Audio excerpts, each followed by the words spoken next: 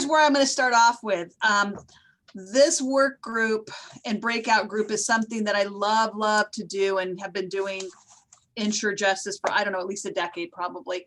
But the fact that we don't have the ability to be in front of each other and have the interaction takes away a lot. And I'm so grateful that at least we're all here together virtually so that we can chat together. Usually we would say in large groups, and I know in our plenaries we have really large numbers, but the breakout groups are really small. If you want to unmute and ask a question or jump in, that is the way I prefer on these breakout groups. I'm going to cover some material that I think a lot of you are very familiar with. So to those of you, when I'm talking to an audience and I say something that you're going, well, that's pretty basic 101, Judge, why are you going over that? I also know that there's some that join that have not heard the information before. So, you know, large audience with different ranges of understanding and where you are in the walk of what you're doing. And this one is really to bring us back to the schools and what we're doing and how we can stop and intervene on that whole cycle that I spoke of in the earlier plenary, which I did with Steve Kim. Such an honor to do with him, because what we really want to see is a lot of healing. And, you know, when Sandy and I talk about healing and prevention, I think it really goes back to our children and families. And anybody who knows me knows that's my mantra, is it starts with the roots. It starts with the children and the families. And so that's even before school age, but I'm going to talk about school age, obviously. So, you know, where I come from, obviously, is a background doing juvenile law for many years and working in our trafficking area and anti-trafficking area within the juvenile justice system, borrowing it going back to my life now in the adult system, but covering about 30 years of working with a variety of populations, but knowing that where we really need to focus is on the prevention piece. And so what I want to speak to now is just talking about interrupting that school to prison pipeline a little bit. And again, if you have questions, I know there's a raise your hand function on this. If I miss that, just unmute yourself and say, I got a question on this. Now, here's the other part. Since I'm on Claire's computer, let me see if I can share my screen, which I was not successful doing in my first plenary this morning. So let's see if I'm able to share screen and how that works. And Jean, you'll tell me if you see my lovely PowerPoint, right? Yeah, I'll be a nice guy. Yeah, maybe. Yeah, so not working. Look at that. You're interrupting the school to prison pipeline. Is it actually showing up? It is. Now just go ahead and put it on full you know, put it on display mode. Okay. And then we'll just see the one that you're talking about. There you go. Okay, now is that working? You got it. Yes. See, I love that I can talk to you guys and you can just tell me, hey, that's lame, it's not working. So let's talk about the school to prison pipeline. A lot of folks are familiar with that metaphor and the fact that what it truly means is when we're pushing our children, our kiddos out from the school into that pipeline of prison, whether that be your local jail facility, your state penitentiary, your federal prisons. And some really astonishing numbers and statistics, and something that you'll learn about me is I really like to get into the sciences. I really borrow from our academic world, which is, you know, one of the reasons, the first reasons I met Dr. Morgan and have now had a lasting relationship that clearly goes beyond just that academic criminal justice world that we are really trying to bridge.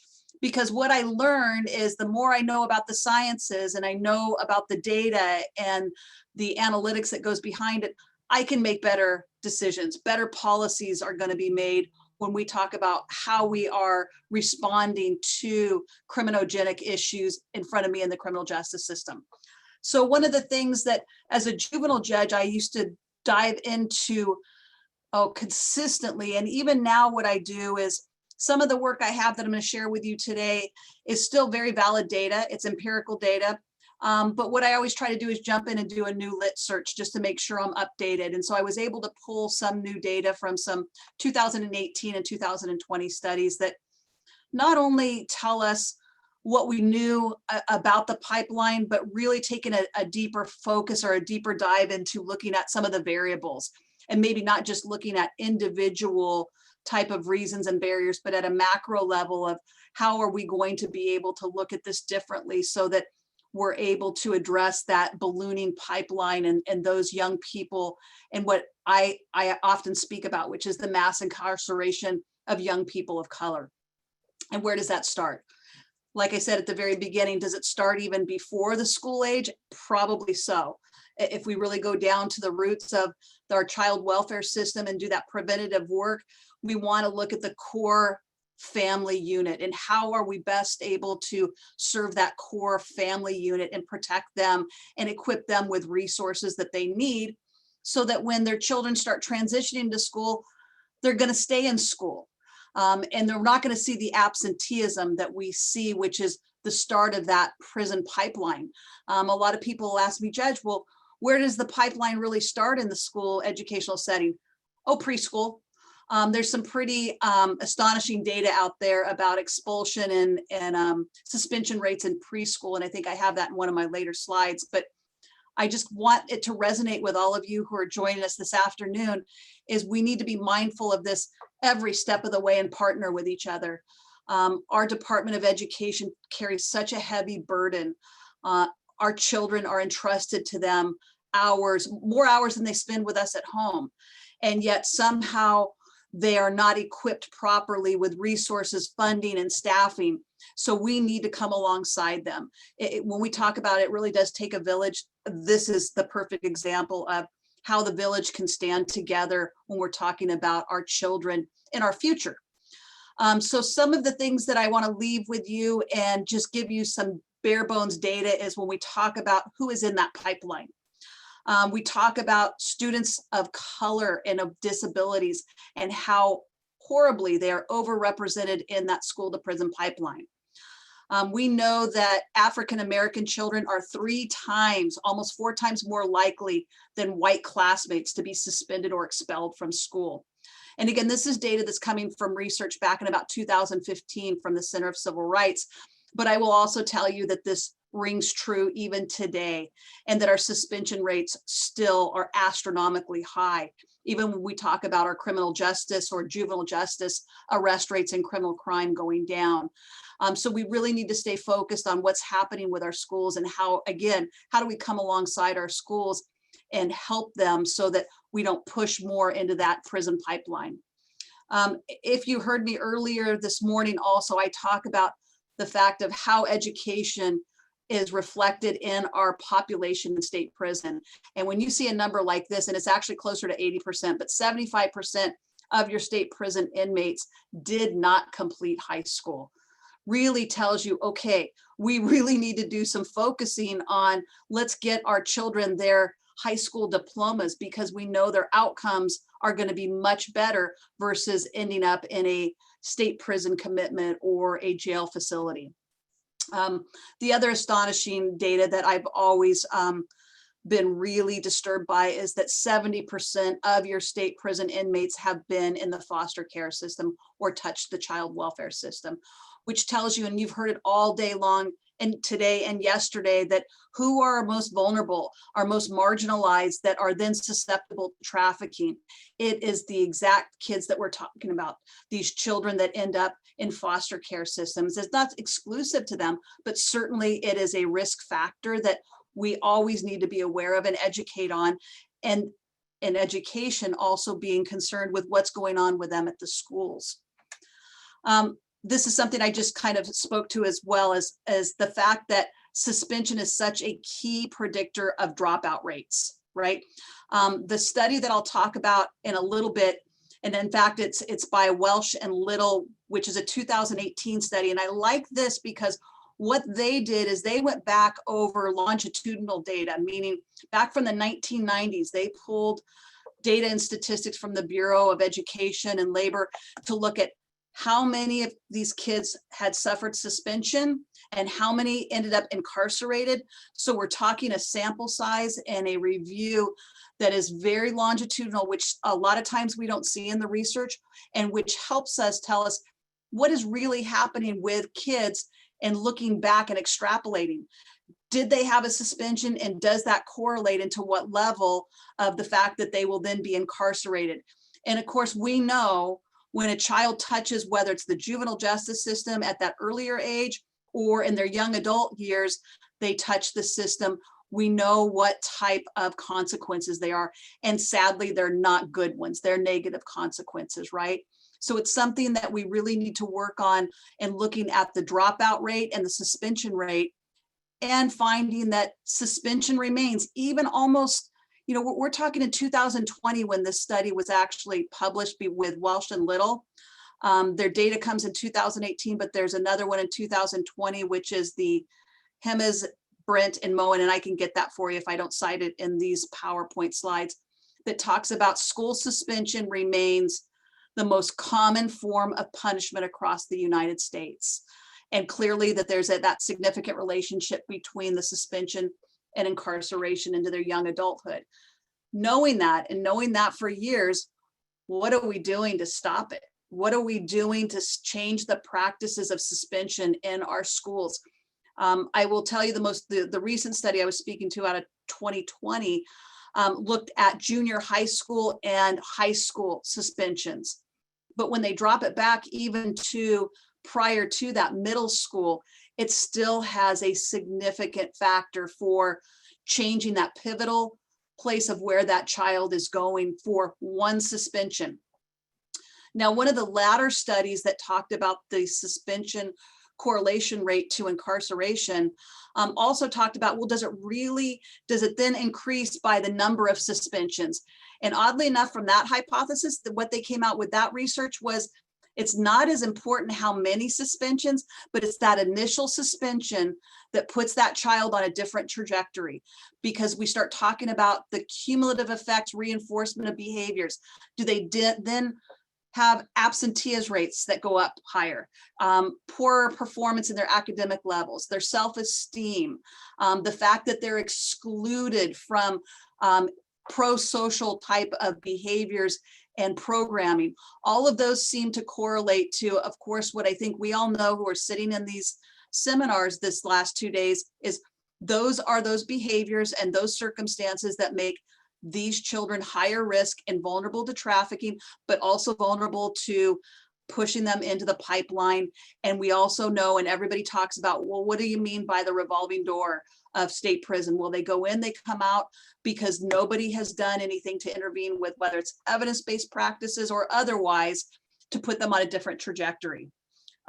The fact that we're still looking at such high rates of suspension used as a punishment in our schools, I think is something, and this is an opinion not on behalf of the Orange County Superior Court, but Judge Hernandez's opinion, we need to do something different than the out-of-school suspensions. The literature is clear.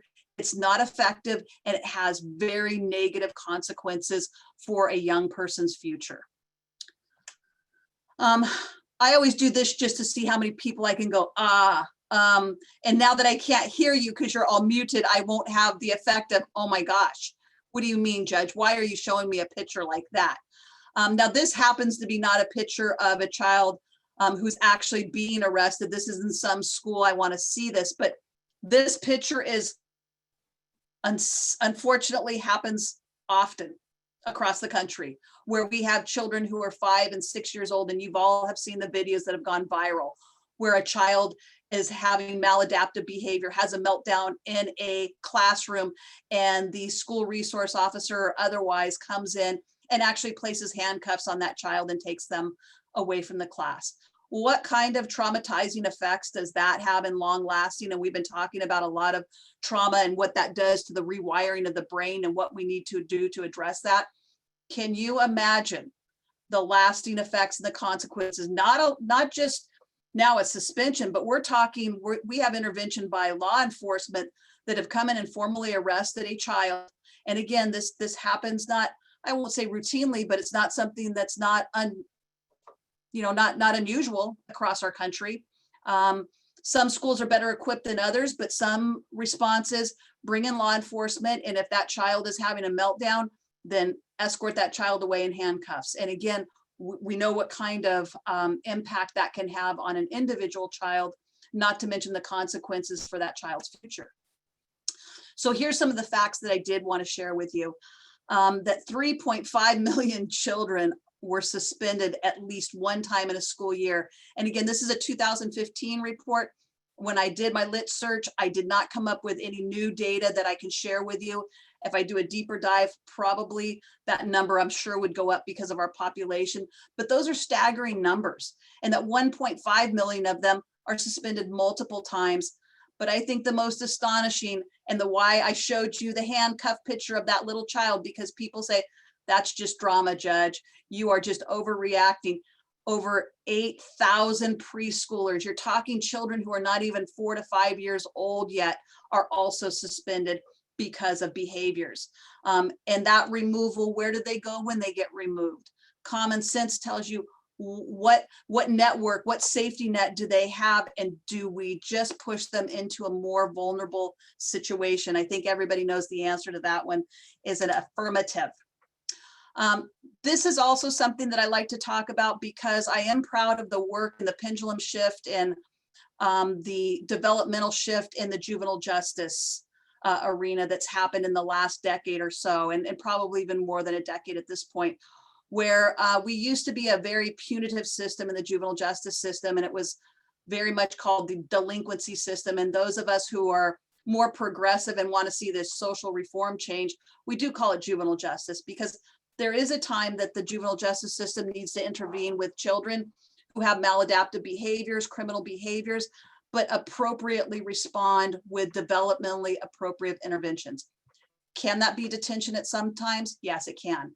But that also needs to be the last resource. If there are other least restrictive means to deal with children, locking them up should not be the one that's first on the plate.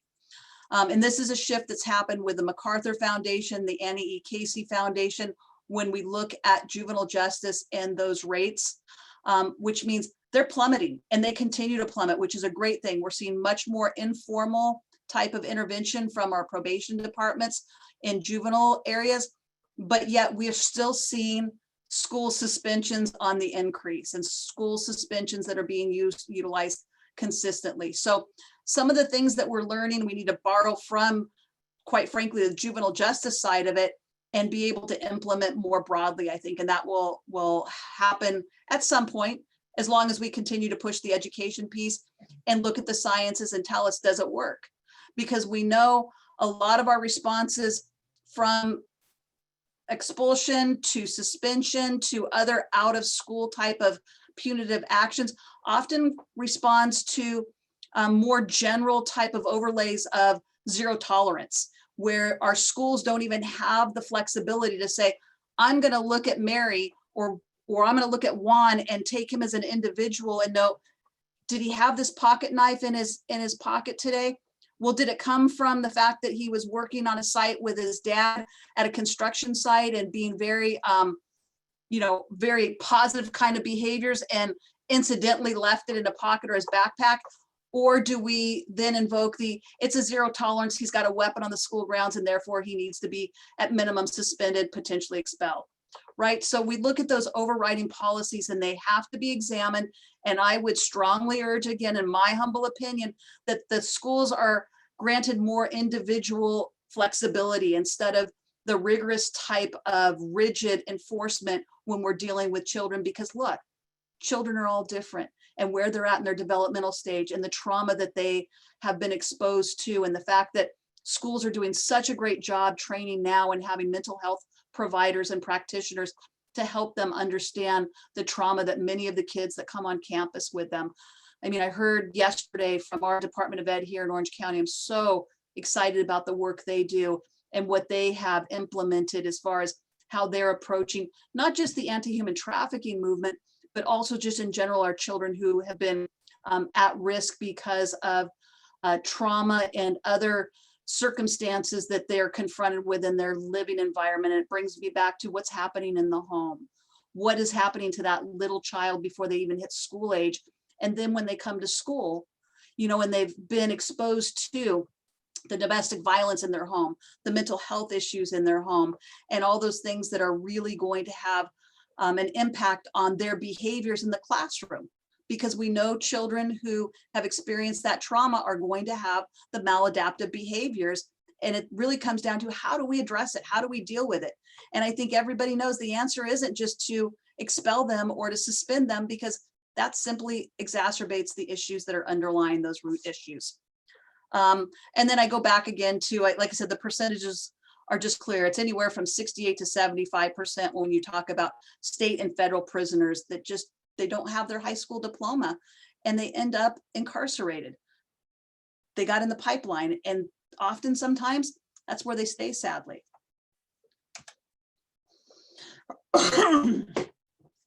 This goes back to my juvenile days too, and this was very concerning to me about the fact that once we know that 23% of those students who have been suspended had contact with our juvenile justice system, by comparison to 2% when they've had no involvement. So it also tells me we want to keep them away from embedding them, immersing them, or in any way having contact with the juvenile justice system, and certainly the adult system as well, if we want to keep them in school and keep them successful and preventing and disrupting that school to prison pipeline. And that sometimes is very difficult for people to swallow, because they're going to say, well, if this child did something wrong, they need to be held accountable. They absolutely do. I'm your first person as Judge Hernandez who tells you, hold individuals, children or otherwise, responsible and accountable, but do it developmentally appropriate. What we also know that literature tells us, if we intervene, especially with a child with the wrong intervention, sometimes we're doing more harm, meaning you get involved in that child's life from a criminal justice perspective, you may cause more harm to them than just letting them alone and doing nothing at all, especially when it's very low level type of offending.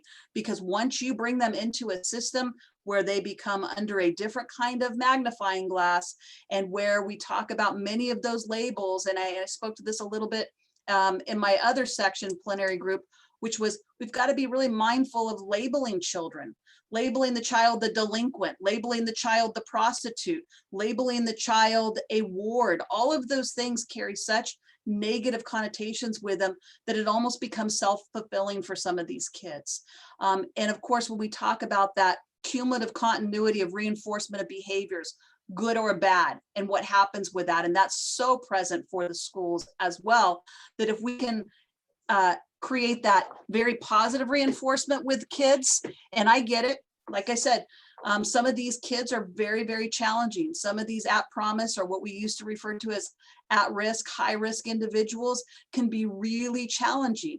You know, and I see Jim Carson's face in there, and he knows better than anyone.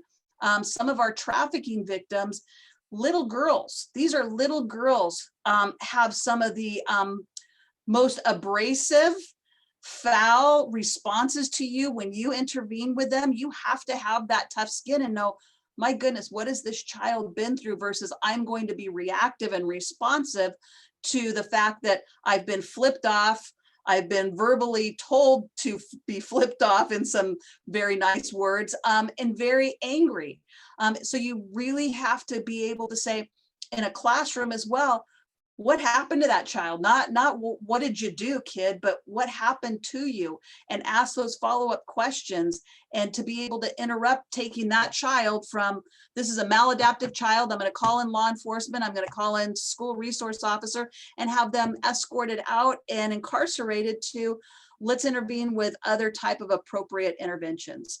It's a lot of work. And like I said, we expect a lot from our teachers, especially, which is why when I talk about this, I want to make sure everybody takes away from this, our teachers, our facilitators in our educational settings are so overburdened and so overworked. And when I say ill-equipped, I mean because they need the resources, they need the backup, the support to be able to do this kind of work, to identify these children that are traumatized, to identify and stop the cycle. So, Mr. Carson, I see your hand is going up. You're on mute. Oh, yeah, I know. I'm technologically a dinosaur. One of the young ladies that we both know, her name is Ori, and she was trafficked from 11 to 15. And one of the things she does, when now she's very healthy and training police and court personnel, what have you. And one of the things she stresses so much is whether you're an individual person, a school, an agency, whatever, in her words, you have to meet them where they are with respect, no expectations, no shame, and you have to live there. You can't visit it for a conversation and then leave it. You have to meet them where they are. And that's your communication level. And it has to stay there, in her opinion and mine also, for it to be effective. So I just wanted to share that. That's from Ori. And a really good point. And, Ori is somebody that I have learned a tremendous amount from. She came from Los Angeles, but touched Orange County to us and has been with us in Orange County for, a lot of years. But much of her traffic life occurred in Los Angeles as well. She had interactions with the Los Angeles courts as well as our Orange County courts. And she's the beautiful young survivor, courageous lady that leaves me always with the plant the seed that we talked about, which is every one of us can plant a seed and help that blossom flourish at some point. We may never see it, but don't stop planting the seed. And the seeds I talk about when I talk about disrupting and interrupting this pipeline to prison for our kids in school is that there's so many different things that we can do to try to stop that cycle, to stop that pushing into the pipeline, and how we deal with children, whether it's inside the school setting or outside the school setting.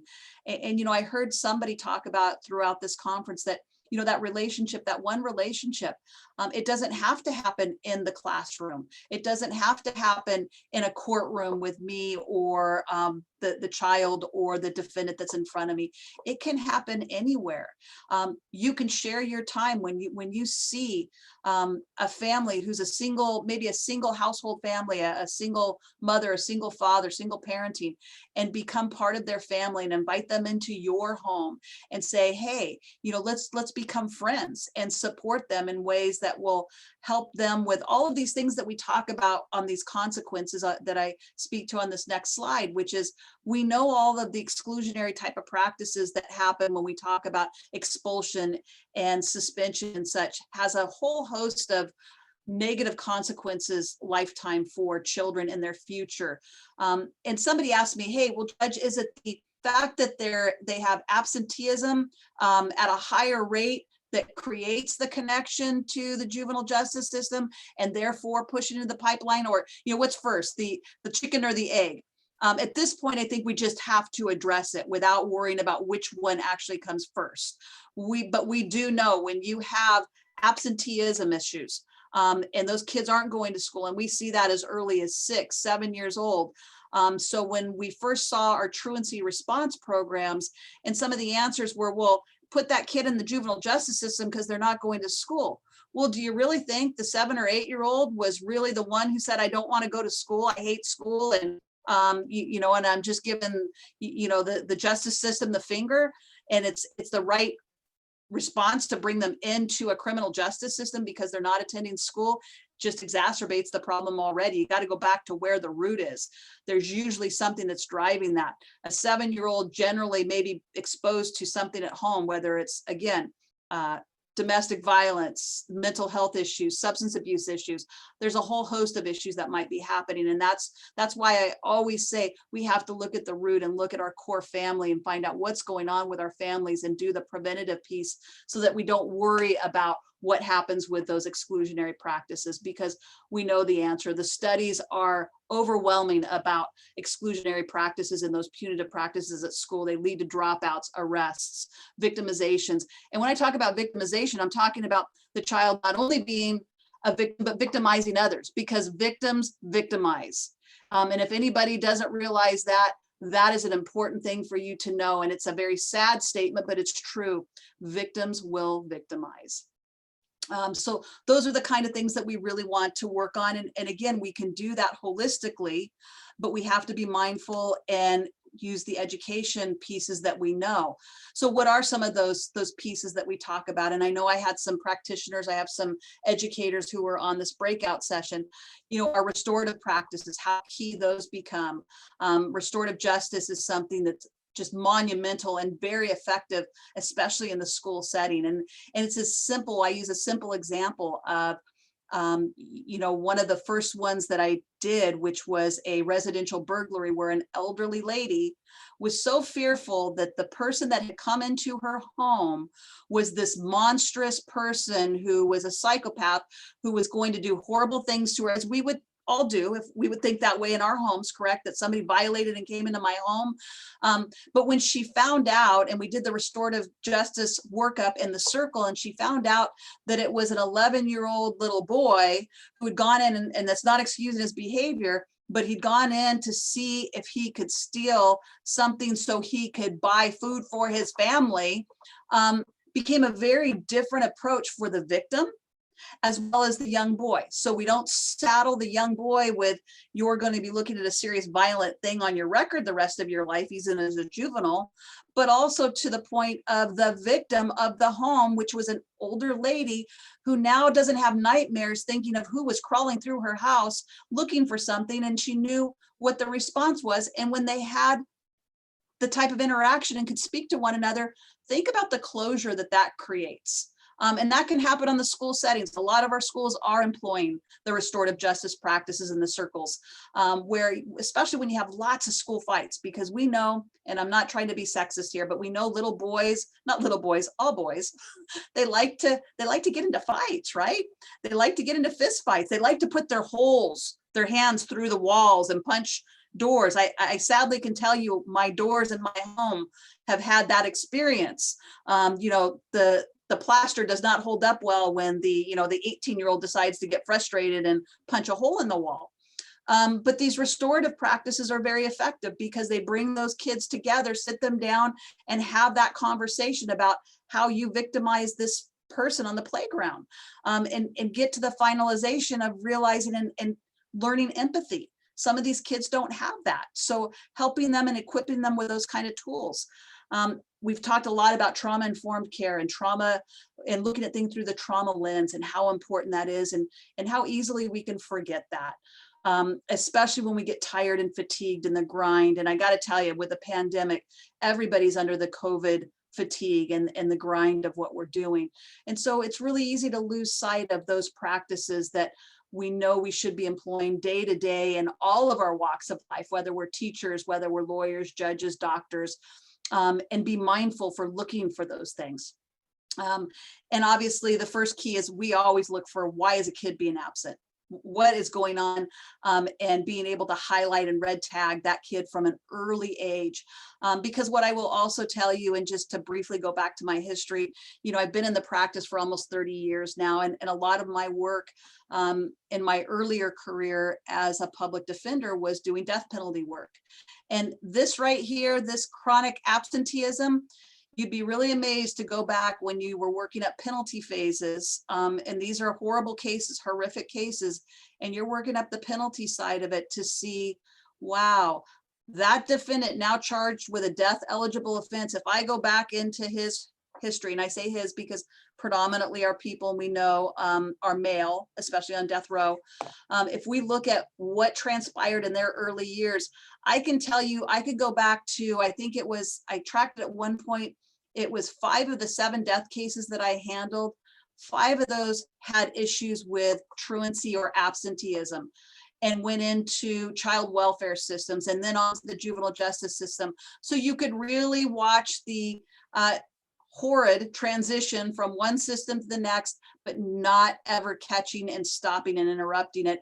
And then ultimately we know how the story ends in a horrible, tragic homicide, murder of an individual with special circumstances. So I just highlight that because if we go back again, we go to that prevention piece and we interrupt this cycle and we don't ever let it get that far, we don't have to continually have the discussions of, the school to prison pipeline.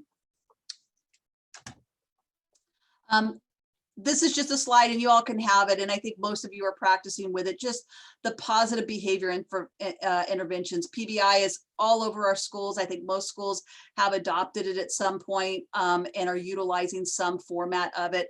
So I'm not going to go into the details of what we should be doing and what we shouldn't be doing. But again, it's one of those things where I remind folks, think outside the box, especially when you have children that are in front of you and you need to do something different to be able to meet them where they're at, to Jim Carson's point, because especially when we're dealing with trafficking victims, but even even others who are involved in our justice system, meeting them where they're at. The program I'm running right now for young adults charged with their first felonies, and really trying to stop the prison pipeline at a later point in the pipeline.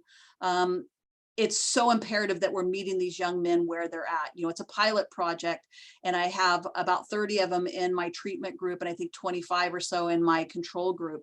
But watching them and making sure we are utilizing those correct type of evidence-based practices and resources and interventions is key, because as I shared in the last group that I spoke in front of, what I can tell you on how important education is, translating what we've talked about in the numbers and how many end up in state prison that don't get their high school diplomas.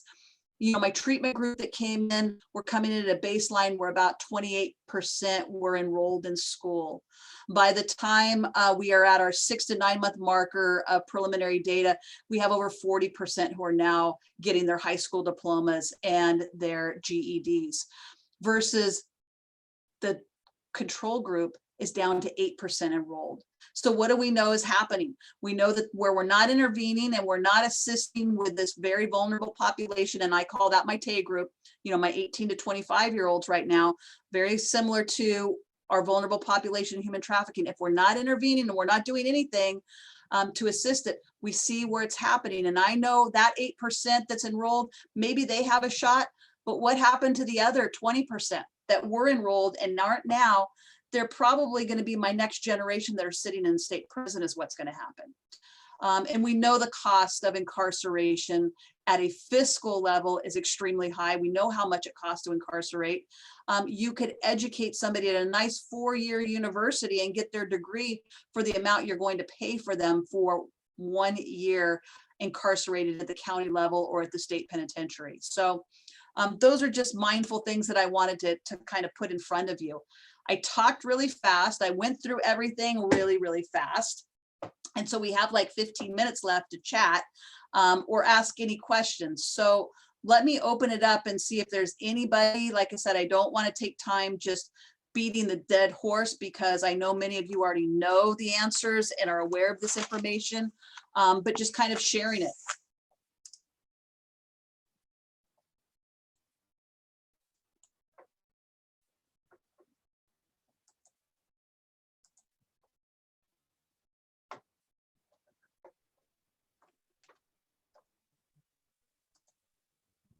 Judge, if there's just a few minutes, can you talk about the young adult court a little bit? Because I know a little bit about it, but I would like to know a little bit more. Sure. So if there's time.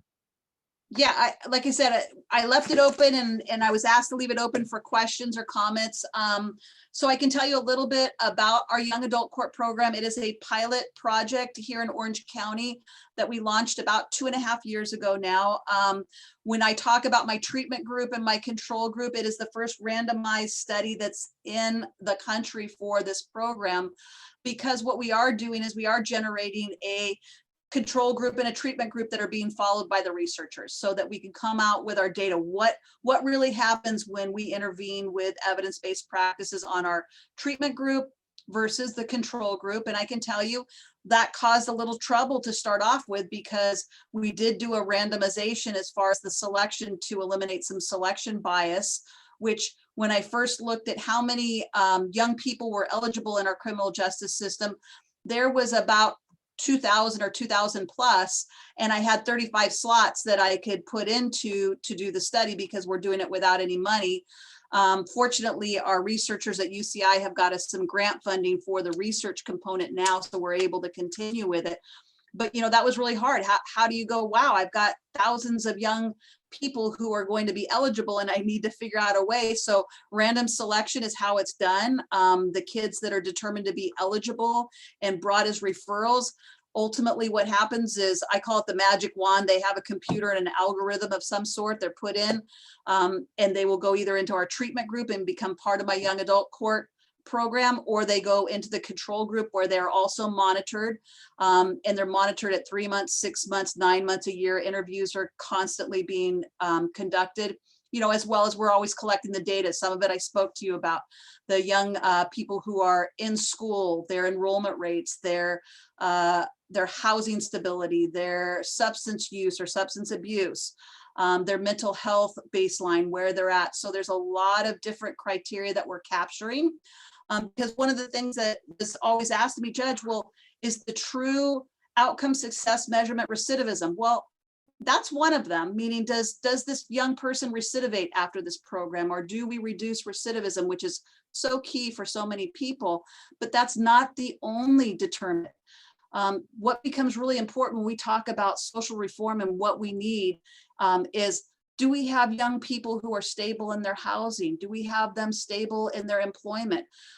Do they have their education where it needs to be so that they can achieve that employment and that housing, and making sure that they're mentally stable as far as their mental health and those kind of things. So capturing a lot of information that ultimately we hope to be able to publish and say it does make a difference, especially with this cohort, this group of 18 to 25-year-olds, where we know neurosciences tell us they're at a very different part of their life, meaning cognitively, do they know the difference between right or wrong? Of course they do.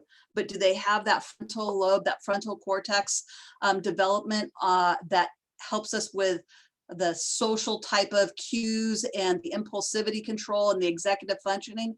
It's not there yet. So of course, they're at our highest crime curve. When we look at the, you know, DOJ and the FBI index, the highest part of that bell crime curve is 18 to 22-year-olds.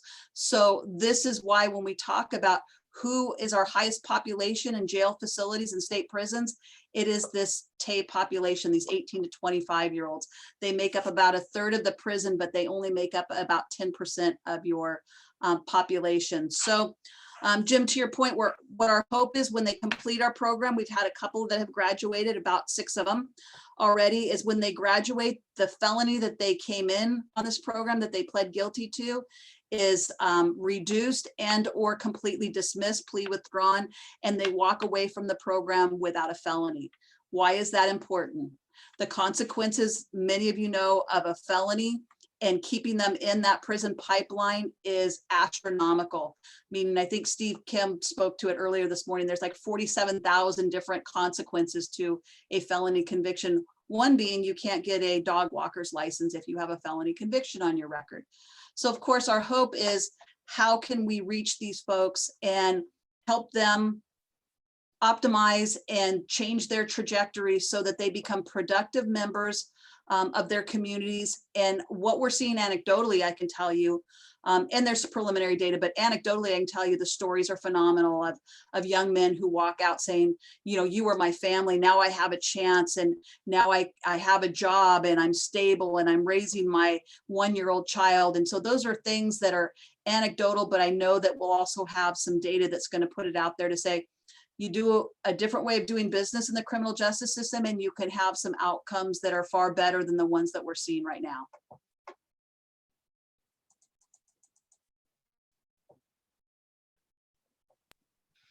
You know, Judge, one of the things that I'm really getting excited about is the congruency and everything that has been said today with what you and Stephen Kim a little bit earlier, and so in your presentation, and really highlighting the fact that, hey, look, we're not trying to identify this person, put an identity label on the person.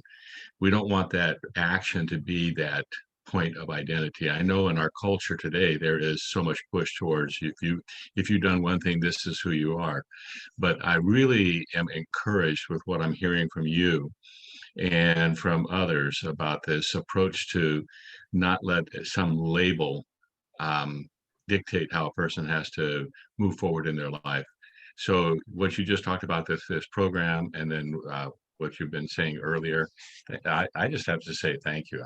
I'm really encouraged with this, and it motivates me in what I do to make sure that I'm very careful about not putting any labels on people.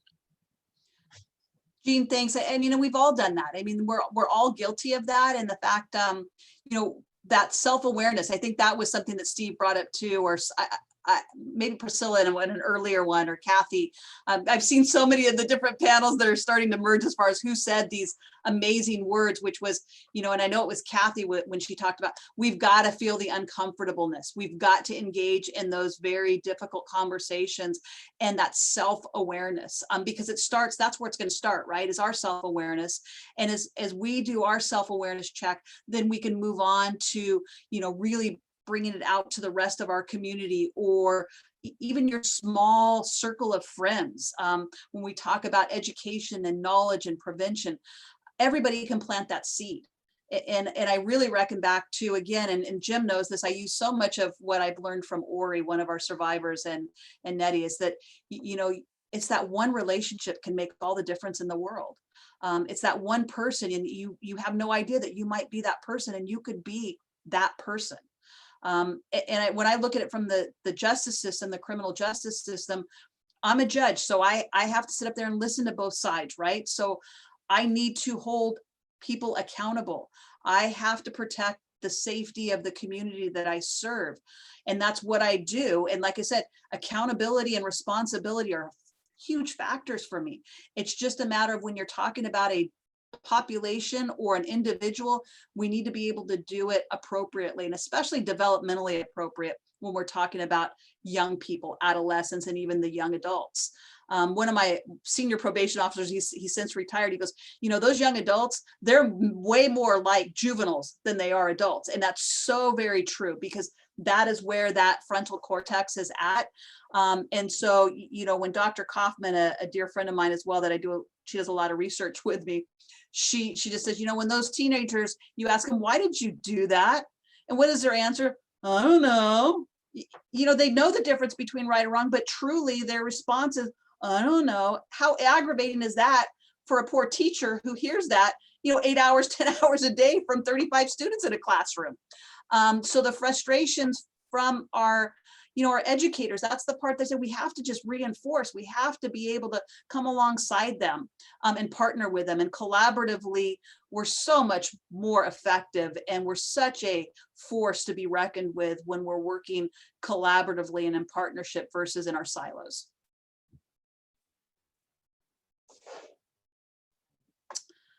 Let me see if I can figure out this chat part. I had a question, if I can. Yeah, go ahead. Thank you so much for this presentation. It's actually been really informative and amazing. I'm one of those who doesn't have a ton of background in this area, so I appreciate this a lot. My question was, do you see a parallel with suspension in young students? You mentioned a lot, mostly about boys entering the juvenile justice system. Do you see a parallel with girls entering into trafficking along with that suspension factor or even truancy factor? Yeah, absolutely. And and I should have probably prefaced, when I talk about the boys a lot, and when we're doing this study, especially my young adult court study, I'm doing this with Dr. Elizabeth Kaufman from UCI, who's done a lot of work in adolescent development and the juvenile justice system. So what is important to know on that is that, yeah, there's a lot of parallels. The reason we select the males to start off with, Angie, is when I talked about that crime curve, the 18 to 22-year-olds that base offend at a higher rate than anybody else, males base offend at about an 80% versus a 20% male versus female. So when people are doing the studies, they want that larger sample. We want to see if we can find power in the study first, obviously. So we go to the male first, but I don't necessarily think it's untrue of the female cohort as well. I think we're going to see a very parallel line with the females. We know we see it in that crime curve for sure. I also, in some of the studies that I've read with respect to truancy, that's absolutely true of females. But again, our young men of color are suspended at a much higher rate than the females of color. Thank you. And I'm trying to get to the chat if I can. I guess there's some questions maybe. Let's see.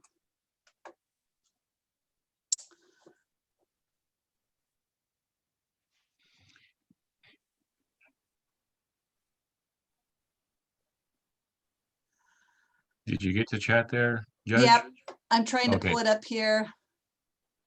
Because I got, we have Allie Hurst.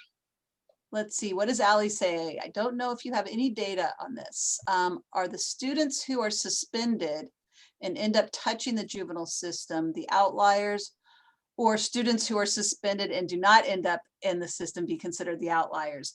I don't know the clear answer to that one, other than I would say that once they touch our system, that is where my focus starts, Ally, is that once they become system involved, we know that their outcomes, dropout rates become much higher. And I have it in another study, in another PowerPoint that I've done, and I should have looked at some of those numbers before. The numbers are pretty significant with respect to once a suspension happens and they're pushed into the juvenile justice system, then we also see all of those other negative collateral effects of dropout rates, meaning they're not finishing high school at all once they're in their system, in our system. And I think if I remember correctly, the rates was 4 times more likely for a young person who is juvenile justice involved to drop out of school. So I can get some more information on that for if you want to hit me up on an email later. Okay, that would be great. Thank you.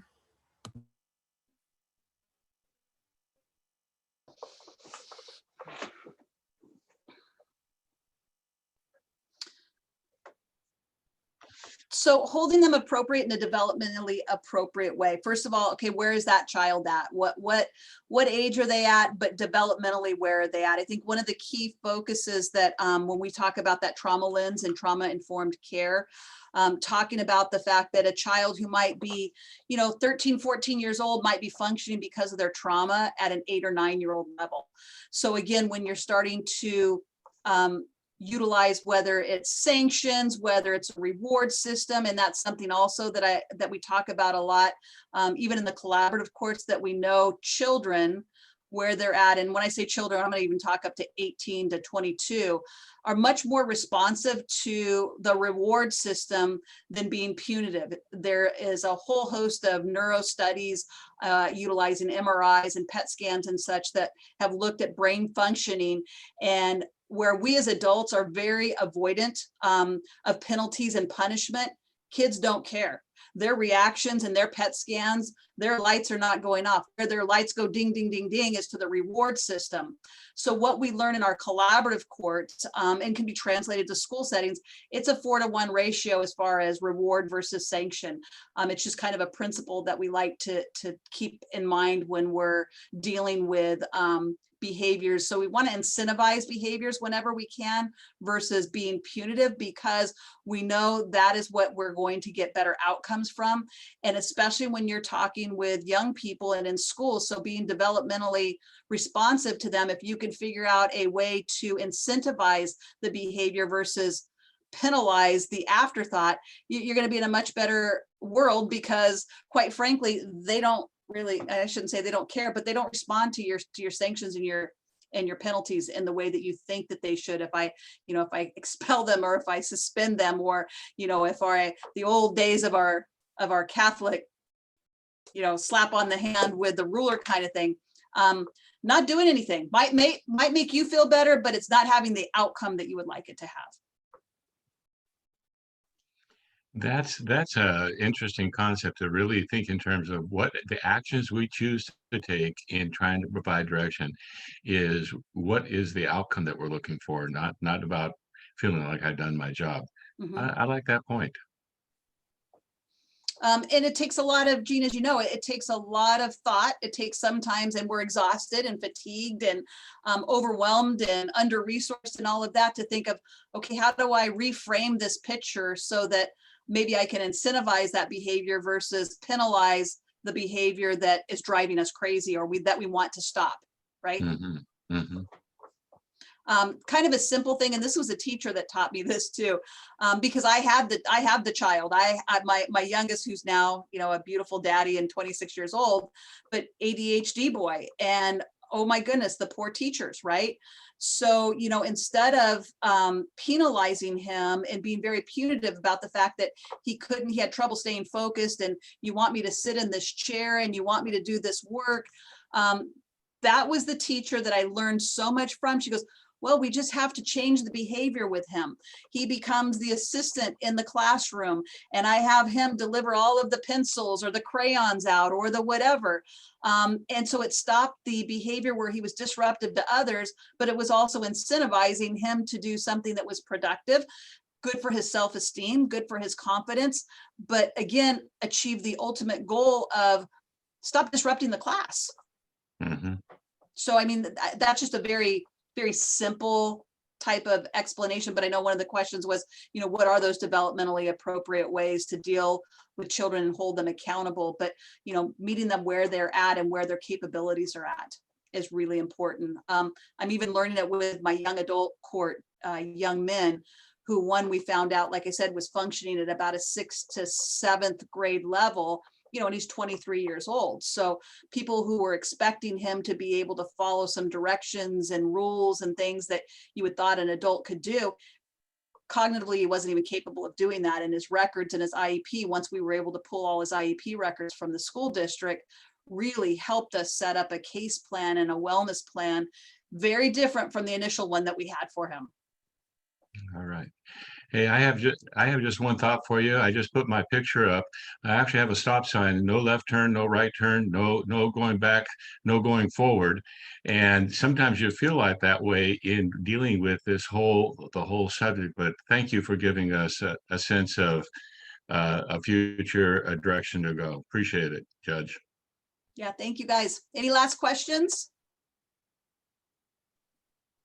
Again, thank you for just the honor of being able to share with you. And again, I can't wait for next year when we can all talk with each other, person to person, and have that interaction. I mean, I'm so glad that Dr. Morgan was able to move this forward and this platform and reach so many people, but really looking forward because the energy and what's accomplished in a person to person platform is powerful.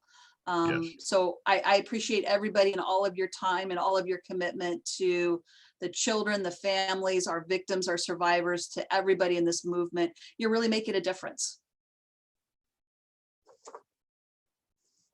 Signing out. Good to see you, Jim. Been a long time since I've seen you. You've been so lucky.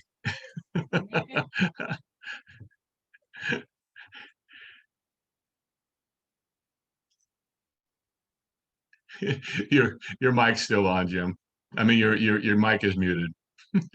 Oh, I'm sorry. It's good seeing you. Maybe next year at Ensure Justice, we'll get to see each other in person. There you go. I don't know if they can handle it. I don't know if they can handle the two of us in person. Right, Brittany? You start adding those ages, you go, oh my gosh, how do they do it? Definitely would be an interesting and entertaining conversation. Probably.